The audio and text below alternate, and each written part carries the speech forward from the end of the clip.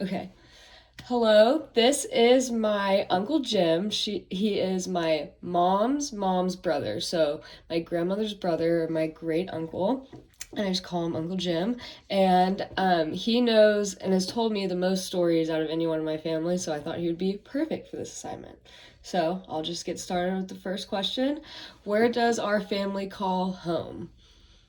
Well, if you go back to my grandfather, who would have been your great great grandfather, he actually immigrated here from Lebanon, and he brought everybody else. On my father's side, which would be my your great great grandfather again. Actually, the Mitchells have been in this country since the early 1700s, so it's truly kind of a melting pot because my mother um, was born in Marietta, Georgia, but her parents were immigrated from now what is Lebanon, but at the time was part of the Ottoman Empire, whereas my father's family had been here since the early 1700s, actually 1600s, and had come over to Virginia and had settled. So, a very well established family in the U.S. My mom was second generation. Um, Grew up in Georgia. That's where our family kind of really settled, if you would. And from there, we are literally like all over the world now, and certainly all over the country. So, who was the kind of first people to live in Georgia? You said your mom was born there, and so where did your mom meet your dad and that whole kind Sure. of thing? So, my grandfather obviously was of Arab descent, and I can tell you some of the early stories about them. But all of their marriages were always arranged, and my mother, who was 17 at the time, had fallen in love with what the Arabs referred to as an American, an American, which was my father. And my aunt Rosa, they had gone to the movies together, and she was the lookout, if you would, that allowed my father and my mother to elope to Phoenix City, Alabama, where they got married in the early 30s. And my grandfather pretty much disowned her for many years after that. Had nothing to do with her because she had married outside of him arranging the marriage. So that's how our family kind of got started. Did they eventually ever make contact They again? eventually reconcile, and so much so, and I can tell you some other stories as well, that my father came, um, who my grandfather depended on for many, many things. But it was years before they had gotten to that point, but they eventually did, like anything in time. Yeah. Can you go into a little bit more of the side of the family from Lebanon? Um, yeah, like Sure, I guess that would be like my great great grandparents. I'm it not was sure. my father, so it would be your great great grandfather. Okay. So his name was Charles, but he went by Habib, and Habib in Arabic means beloved. He came to this country in the early 1900s. He immigrated through Ellis Island. He sold pots and pans door to door, working his way down south until he eventually got to Georgia. And he was actually a very smart man. He spoke three different languages. He spoke English, he spoke French, he spoke Arabic. But when he first came, he didn't speak anything except Arabic, and learned as he worked his way down.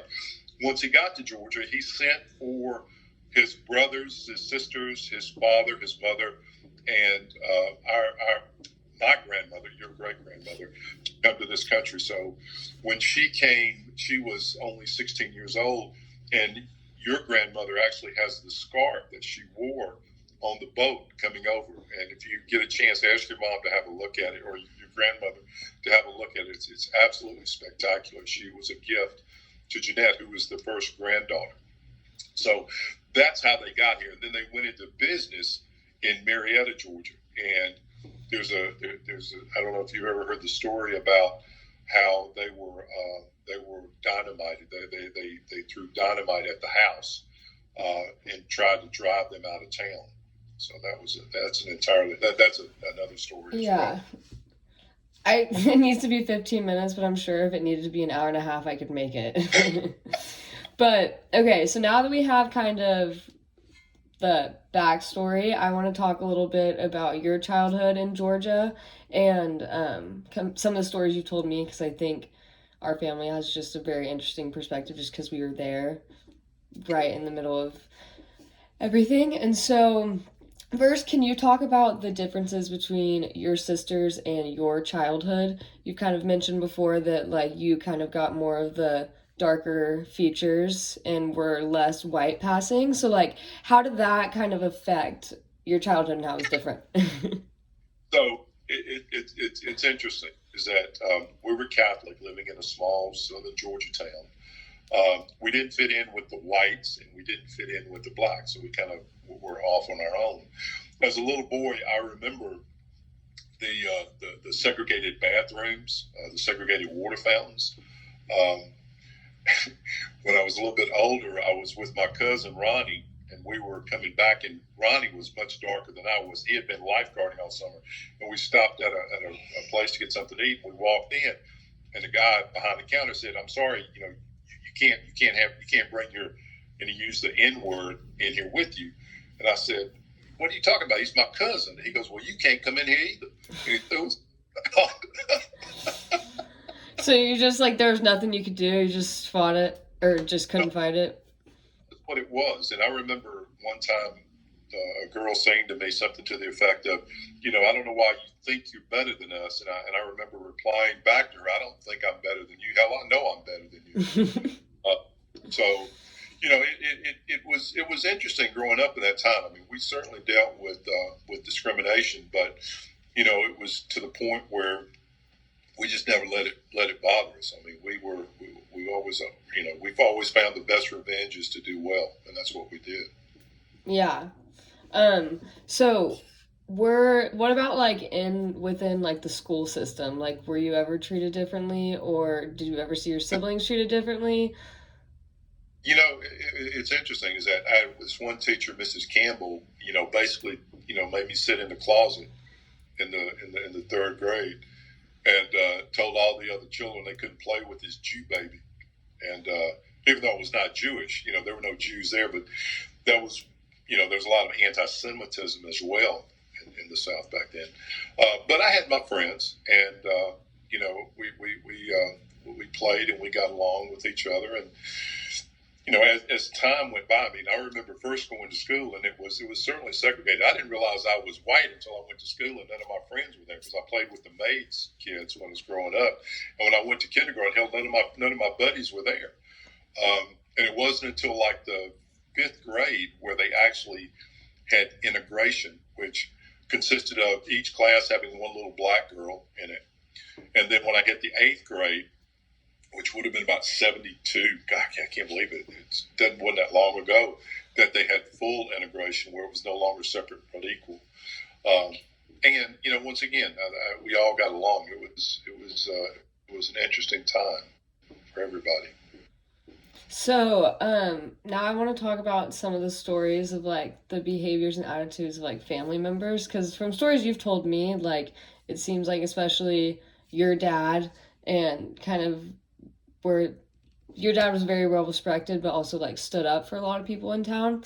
So, because during this time, it was when the KKK was all through the South. So, Sure. can you talk about some of those stories that you've told me before? Yeah, sure. So during this time period, during the civil rights movement, the KKK had come to Central Georgia. Not that they were already there, and they had a big rally at the football field. And my sister Christine had my father's car and decided that she would go take a look at what was going on. And she wasn't supposed to be there. So she pulled up, and she was, then they had the windows down and was listening. And the guy from the Grand Wizard there, he made the comment. He goes, I'd rather be a knight dressed in white than a Dago priest in a robe, dark as the night. And Christine, as I said, we were Catholic. She had heard enough. And she hit the gas and turned the car around and threw rocks all up in the air and everything when she pulled out. And the fellow was standing there. They recognized it as Cadillac. And somebody said to the fellow standing next to him, said, "Oh man, I guess Chess Mitchell didn't like that comment at all." And the fellow sitting next to him said, "That was Chess's car. That wasn't Chess. He's standing behind me." He said, "If these fuckers ain't good enough for him, they ain't good enough for any of us." And he turned to my father and he said, "Are you ready to go?" And my dad said, "Yep." And he turned around, and when he did, literally almost half the people in the crowd left. And that was the last rally that they ever had in Monticello. And there's other stories that my brother William has told about. They had burned a cross on my Uncle Eddie's yard, and they had all gone to play bingo. So it was just the kids and the maid that were there at the house, and so the clan burned a cross on his yard. Well, my father comes home and he sees everything there, and everybody was scared. And he said, "Okay, so I'll take care of this." So he took William, who's about 10 or 11 at the time, and he said, "Come on, you coming with me?" And he said, "Where we're going?" He said, "Come on." And so they went to the Baptist church where they were holding this Klan meeting. And William tells the story that my father walks through the door, and the Grand Wizard was at the end of the pulpit, and he was preaching. He was doing his thing. And Daddy walked all the way down the aisle, reached over, grabbed the guy by his throat, picked him up in the air, screaming at him, "You son of a bitch, if you want to burn another cross, you come burn it in my goddamn yard." And then he hit him, boom, knocked him right out from underneath the hood, and got Bill back into the baptismal that was there. And my father turned around and started going back down the aisle. He got about halfway down the aisle, he stopped, and he turned. Guy was sitting there with a hood on, and he said, "Bill, is that you?" And he slumped down in his seat. It was my father's brother. And my father looked at him. He said, "You sorry sack of shit." He said, "You are not a brother of mine," and walked out the door. So, it's interesting when you tell these stories, because here was a man who was from Roberta, Georgia, that was born Baptist, and yet was one of those people that just would not tolerate anyone mistreating anybody else. And so yeah, I remember that vividly to this very day. For sure. Those stories. I wish I could have gotten the chance to meet him. I'm just like 15, 20 years too young. Yeah. Well, unfortunately for me, he passed away when I was only 20, so I was the youngest in the group. You're right. So. Yeah. Well, okay, so I think it's interesting because, like you said, growing up Baptist, but just kind of, I guess, the not stereotypes, that's not the word, what people would think of what white folks' reactions would be being in Georgia at the time. Our family seemed to kind of like not completely agree with that. So I guess where I'm going with this question is like, when you were little, you played with the kids who, when you went to school, like weren't there. Like, how did growing up and learning that like everybody was different in a time where things were so heightened and people were so mean, like how did you keep kind of this mindset of like equality, I guess? Does that make sense? Well, it's interesting. I mean, there's always been discrimination, and unfortunately, there will always be discrimination. I think what you do, or what what our family did, was that we looked at the quality of the person and not necessarily. When it's all said and done, there's only one race, and that's the human race.